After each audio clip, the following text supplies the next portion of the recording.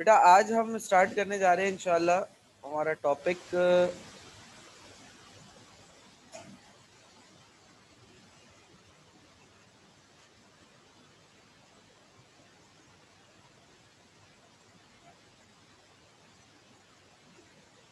Chapter number 4 start करने जा रहे हैं बेटा।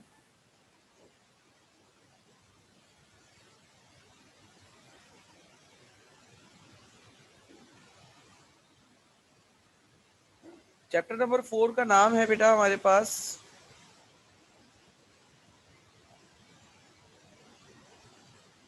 पीरियोडिसिटी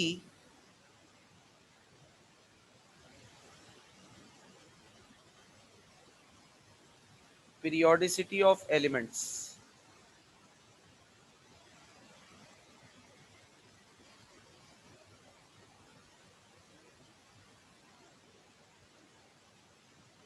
पीरियोडिसिटी ऑफ एलिमेंट्स का हमारा ये चैप्टर है बेटा।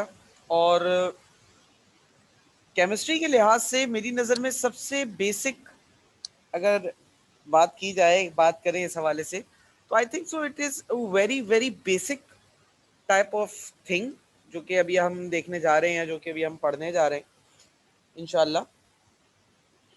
तो विल सी, लेट्स सी क्या होता है, ये क्या है इस तरीके से। सबसे पहले तो ये जो लफ्ज पीरियोडिसिटी आपके सामने आया, ये क्या है इसको जरा देखते हैं। अच्छा, अगर किसी ने अपने स्कूल में इस चैप्टर को पढ़ लिया है तो मैं चाहूंगा कि मेरी नॉलेज में ज़रा कोई इजाफा करें कि जो लफ्ज पीरियोडिसिटी है इसका कोई मुझे मतलब बता दे।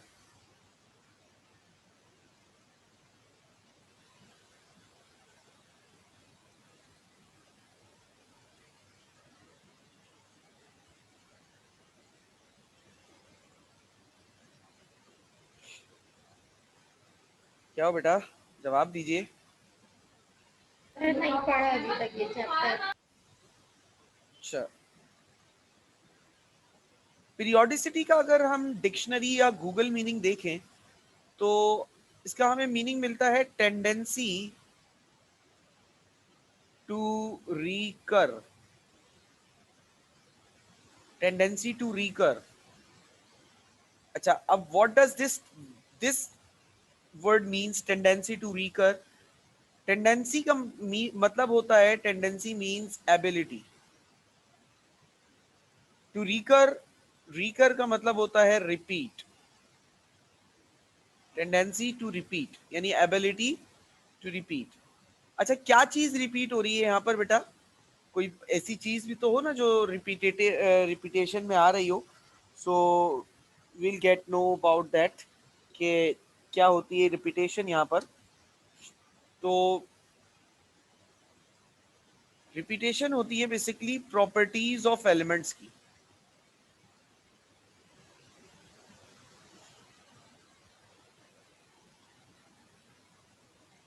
एलिमेंट्स की प्रॉपर्टीज की रिपीटेशन होती है।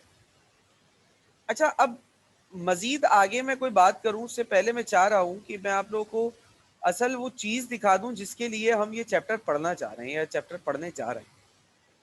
तो प्लीज मुझे 1 मिनट दे दीजिएगा। बेटा मेरी स्क्रीन आप लोगों को नजर आ रही होगी, ये एक टेबल आप लोगों के सामने बना हुआ है, देख सकते हैं आप लोग इसको? Yes sir. सर।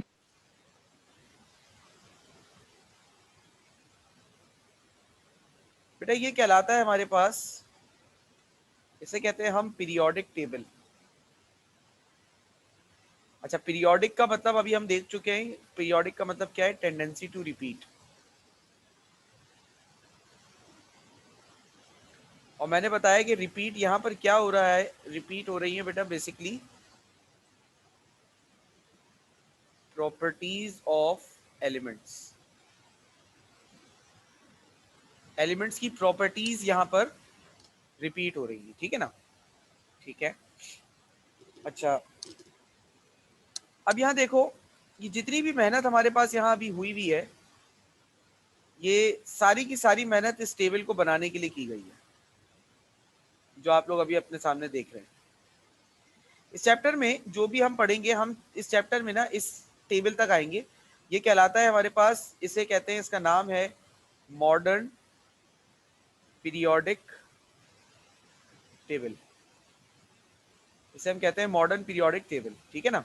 ये जो टेबल अभी आपके सामने है, इसे कहते हैं मॉडर्न पीरियोडिक टेबल। इस मॉडर्न पीरियोडिक टेबल में हम एलिमेंट्स को, देखो यहाँ पर एलिमेंट्स बेसिकली अरेंज हुए हुए हैं, पूरे पीरियोडिक टेबल में एलिमेंट्स यहाँ पर अरेंज है, और बहुत ही तरतीब के साथ, बहुत तरीके के साथ यहाँ पर एलिमेंट्स जो हैं वो अरेंज हुए हुए हैं, जो हमें नजर आ रहे हैं। अच्छा, एक खासियत बताऊं, अब जरा गौर करो इस पीरियोडिक टेबल में, इस हिस्से पर, ये बहुत ज्यादा गंदगी होगी, इस हिस्से पर गौर करो बेटा।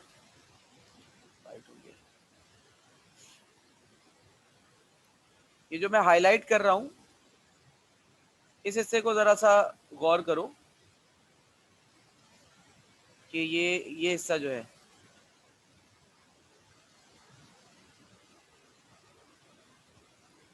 इसी तरीके से ये हिस्सा, ये हिस्सा, ये सारे वर्टिकल कॉलम्स जो मैं यहाँ पर बना रहा हूँ ना, इन सारे वर्टिकल कॉलम्स को यहाँ पर एनालाइज करो। आपको एक बात बताऊं, ये जितने भी वर्टिकल कॉलम्स है ना, इन वर्टिकल कॉलम में जैसे यहाँ कुछ एलिमेंट्स आपको नजर आ रहे हैं, हाइड्रोजन है, ये लिथियम है, लिथियम के बाद ये सोडियम है, ये पोटेशियम है, ये रुबिडियम है, सीजियम है, ये फ्रेंशियम है। इसी तरीके से ये टाइटेनियम है, ये जिरकोनियम है, ये हेफ्टियम है, ये जरफोडियम है, ये वेनेडियम, ये नियोबियम, ये टेंटेलम, ये डुबनियम, ये क्रोमियम, ये मोलिब्डेनम, ये टंगस्टन, ये सबोर्गियम है, ठीक है ना। अब ये कुछ एलिमेंट्स हमारे सामने हैं यहाँ पर, जो आप लोग देख भी सकते हो।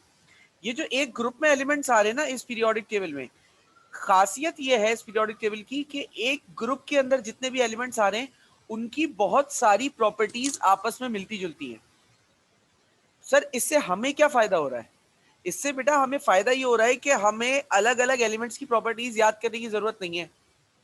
मैं अगर सारे एलिमेंट्स को एक जानिब जमा कर लूं, एक जगह जमा कर लूं, तो मेरे पास एक पर्टिकुलर कैरेक्टरिस्टिक आ जाएंगी एलिमेंट्स की।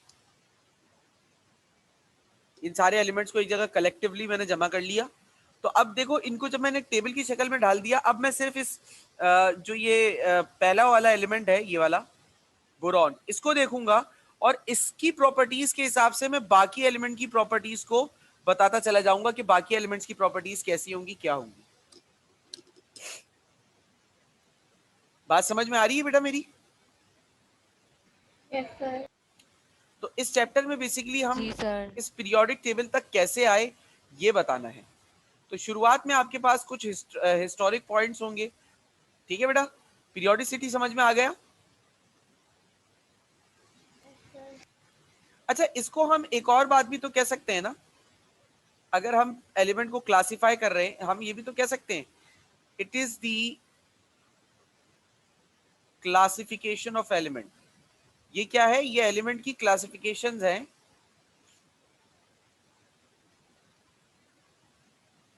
Based on properties.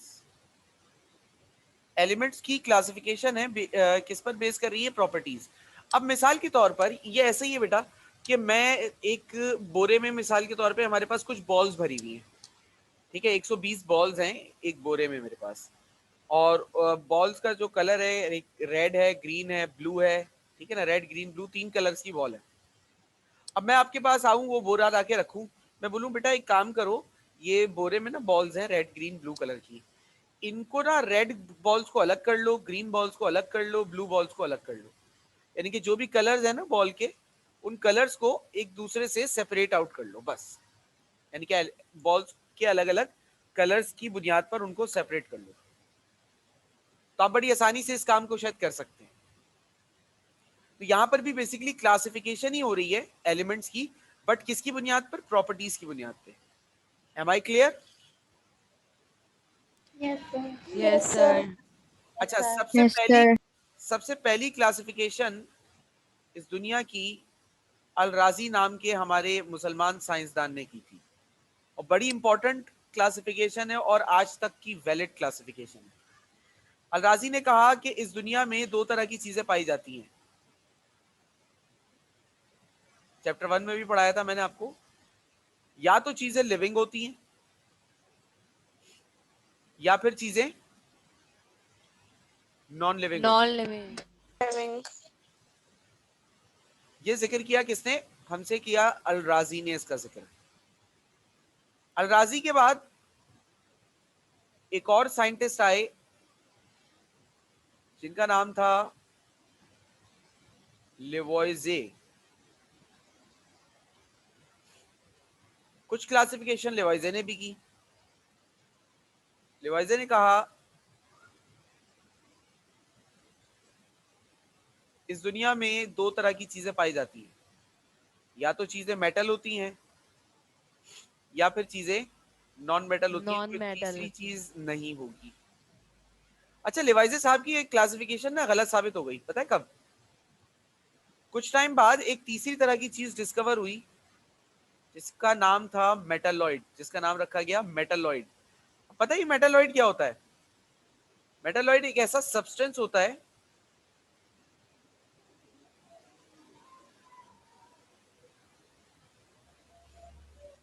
which has characteristics of both metals and non-metals। Metal और नॉन मेटल दोनों की कैरेक्टरिस्टिक जिसमें पाई जाती हैं उसको मेटालॉइड कहते हैं। अब आप ये सोचो कि सर ये कैसे मुमकिन है, क्या होता है? बेटा अल्लाह की कुदरत है, ऐसा है। हमारे पास ऐसी चीजें मौजूद हैं जो कभी मेटल की तरह बिहेव करती हैं तो कभी नॉन मेटल की तरह बिहेव करती हैं। ठीक है ना? यानी कि गिरगिट की तरह है, रंग बदल सकती हैं। ठीक है ना? ये तो हमारे पास हिस्टोरिक्स चल रहे हैं। इसके बाद एक और साइंटिस्ट आए हमारे पास, डॉबराइनर नाम के।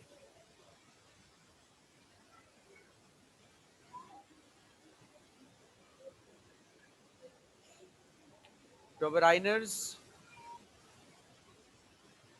Rule of triad.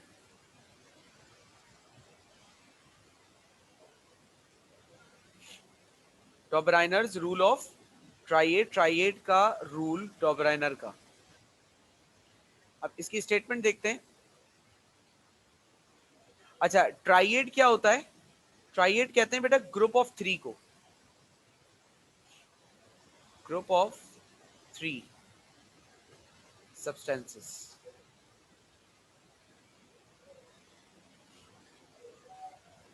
चीजों का ऐसा ग्रुप जो तीन चीजों पर मुश्तमिल हो, उसे क्या कहते हैं हम? उसे कहते हैं हम ट्राइएड कहते हैं। ठीक है, अब जरा इसकी स्टेटमेंट देखते हैं।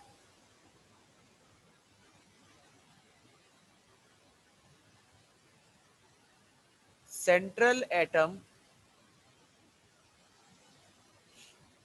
of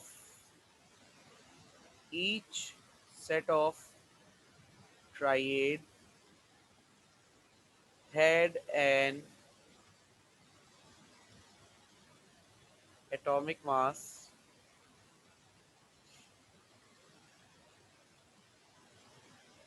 almost equal to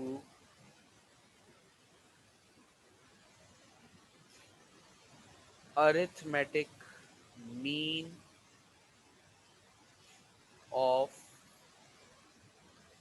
other two elements।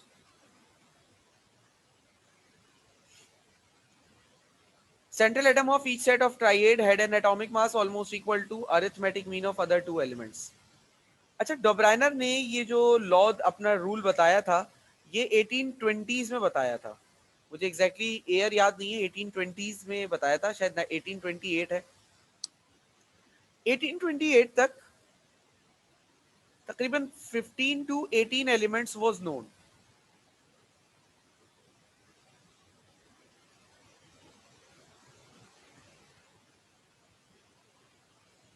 जिस टाइम पे डॉब्राइनर ने अपना क्लासिफिकेशन दिया, अपने टेबल के बारे में, अपने डिवीजन के बारे में बताया कि इसने भी एलिमेंट्स को डिवाइड किया है और इसने एलिमेंट्स को डिवाइड करने के लिए एक पैटर्न बनाया है, तो उस टाइम पर तब तक 15 से 18 एलिमेंट्स डिस्कवर्ड थे और डॉब्राइनर ने उन 15-18 एलिमेंट्स को 3-3 के पेयर में एडजस्ट किया, जैसे कि sodium, sorry, lithium, sodium, potassium. एक पेयर तो उसने ये बनाया, एक पेयर उसने ये बनाया क्लोरीन, ब्रोमीन, आयोडीन। ये इस तरह से उसने 3-3 एलिमेंट के 5-6 पेयर्स बनाए, क्योंकि 15-18 एलिमेंट्स है ना, तो 3 5 जा 15, 3 6 जा 18। इस तरीके से उसने 5-6 पेयर बनाए। उसने कहा कि जो मैंने ग्रुप बनाए ना 3-3 एलिमेंट के, हर ग्रुप में एलिमेंट्स की प्रॉपर्टीज एक दूसरे से मिलती जुलती होगी।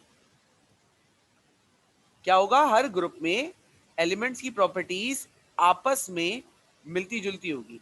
अच्छा, प्रॉपर्टीज आपस में मिलती जुलती होने का मतलब ये नहीं होता कि प्रॉपर्टीज 100% एक जैसी होंगी। इसका मतलब ये होगा कि प्रॉपर्टीज मिलती जुलती हैं, एक दूसरे से काफी ज्यादा मैच रखती हैं, लेकिन इसका ये मतलब कतई तौर पर नहीं है कि ये प्रॉपर्टीज 100% इक्वल होंगी। 100% इक्वल नहीं है, हाँ काफी हद तक इनके दरमियान मैच जरूर है। अब अपनी इस बात को साबित करने के लिए कि हाँ भाई प्रॉपर्टीज में एलिमेंट्स की प्रॉपर्टीज जो है वो आपस में मिलती जुलती हैं, इनको कोई मैथमेटिकल सपोर्ट चाहिए था। वो मैथमेटिकल सपोर्ट इनको कैसे मिला? जो इन्होंने दिया है बाद में, इन्होंने कहा कि भाई जो ट्राइएड्स मैंने बनाए हैं, इसमें जो ये सेंटर वाला एलिमेंट है ना, ये सेंटर वाला एलिमेंट, इसका एटॉमिक मास हमेशा बाकी दो एलिमेंट्स के एटॉमिक मास के अरिथमेटिक मीन के बराबर होगा। What does this word arithmetic means? Arithmetic mean का मतलब है एवरेज। एवरेज वैसे भी आप लोग बचपन से पढ़ते हुए आ रहे हैं, मैं एक मिसाल दे देता हूं समझाने के लिए अगर किसी को नहीं आता। देखो मिसाल के तौर पे आपको ईद के फर्स्ट डे 500 रुपए ईदी मिली, सेकेंड डे ये ईदी आपको 400 रुपए मिली, थर्ड डे आपको ये ईदी 300 रुपए मिली। अब आपसे अगर पूछे कि आपको एवरेज ईदी पर डे कितनी मिली, पर डे आपको एवरेज ईदी कितनी मिली, तो आप कैसे कैलकुलेट करेंगे? इन तीनों को प्लस करेंगे, 500 प्लस 400 प्लस 300, और इसको टोटल से डिवाइड कर देंगे। कितनी क्वांटिटीज हैं? 3 क्वांटिटीज हैं, 3 से डिवाइड कर देंगे। टोटल सबको प्लस किया तो 1200 आया, 3 से डिवाइड किया तो आंसर आया 400। यानी कि इन तीनों दिन का एवरेज क्या आ गया? 400। जबकि असली में देखा जाए तो आपको 400 रुपीज तो सिर्फ एक दिन मिले, बाकी एक दिन 400 से ज्यादा मिले, एक दिन 400 से कम मिले, लेकिन एवरेज जो आ रहा है तीनों दिन का वो कितना आ रहा है? 400 आ रहा है। यानी कि अगर आपको हर दिन भी 400 400 400 मिले तो आपको टोटल 1200 रुपए ही मिले हैं। इस तरीके से निकलता है बेटा एवरेज। तो अब डॉबराइनर साहब ने एवरेज कैसे कैलकुलेट किया? देखो, लिथियम का मास है 7, पोटेशियम का मास है 39। डॉबराइनर ने कहा कि जो सेंट्रल एटम होगा उसका एटॉमिक मास बराबर होगा बाकी दो एलिमेंट्स के एवरेज के। तो लिथियम और पोटेशियम का एवरेज निकालते हैं सोडियम के मास के लिए। तो 7 प्लस 39 डिवाइडेड बाय क्या हो जाएगा? 2। 46 डिवाइडेड बाय 2, आंसर क्या आया बेटा? 23। तो सोडियम का मास कितना हो गया? 23। और ये सोडियम का मास है। इसी तरीके से क्लोरीन का मास होता है 35.5, आयोडीन का मास होता है 126.5। अब इन दोनों को प्लस कर लो, 35.5 प्लस 126.5, कितनी क्वांटिटीज हैं? 2, तो 2 से डिवाइड कर दो, आंसर आएगा 162 डिवाइडेड बाय 2, और आंसर आ गया 81। और ब्रोमीन का मास तकरीबन 81 ही होता है। वैसे भी इसने ये नहीं कहा था कि 100% इक्वल होगा, इसने कहा था ऑलमोस्ट इक्वल होगा। तो ये समझ में आया कि किस तरीके से इसने अपनी क्लासिफिकेशन बताई है, किस तरीके से इसने चीजों को बताया। क्लियर हो गया? Yes sir. अच्छा, ये रूल फेल हुआ। ये रूल फेल कब हुआ? इसका फेलियर है जब एलिमेंट डिस्कवर हुआ fluorine. After discovery of other elements, और एलिमेंट्स के डिस्कवर होने के बाद दिस रूल फेल्स। ये रूल फेल हो गया। जैसे कि एक एलिमेंट डिस्कवर हुआ फ्लोरीन, जब फ्लोरीन की प्रॉपर्टीज चेक की गई तो वो मैच कर रहा था क्लोरीन, ब्रोमीन और आयोडीन से। तो अब ये पहले तो 4-4 का पेयर बन गया, डोब्राइनर ने तो 3-3 का बनाया था, तो इसी के अंदर इन्होंने, साइंटिस्ट ने क्या किया, इन्होंने 3-3 का पेयर बना लिया। एक ये बनाया फ्लोरीन, क्लोरीन, ब्रोमीन का, और एक तो पुराना वाला जो डोब्राइनर ने बनाया था, क्लोरीन, ब्रोमीन और आयोडीन का। अब इन दोनों ट्राइड में से ये वाला ट्राइड लिया गया, फ्लोरीन, क्लोरीन और ब्रोमीन का। इस पे डोब्राइनर की स्टेटमेंट को अप्लाई किया गया। फ्लोरीन का मास आया 19, ब्रोमीन का मास आया 81। दोनों का average low 19 plus 81 divided by 2। Answer आया 100 डिवाइडेड बाय 2। 100 को 2 से डिवाइड करोगे आंसर आएगा 50। क्लोरीन का मास अभी हमने देखा ऊपर 35.5 होता है, 50 नहीं होता। तो इस तरीके से ये रूल फेल हो गया। फेलियर समझ में आया बेटा? Yes sir. कोई सवाल इस पूरे टॉपिक में? Yes sir. कोई सवाल बेटा इस पूरे टॉपिक में? बेटा कोई सवाल? No sir. चले ठीक है बेटा, तो आज के लिए बात यहीं तक रखेंगे। बाकी बात इंशाल्लाह आपसे हम नेक्स्ट क्लास में करेंगे। अल्लाह हाफिज।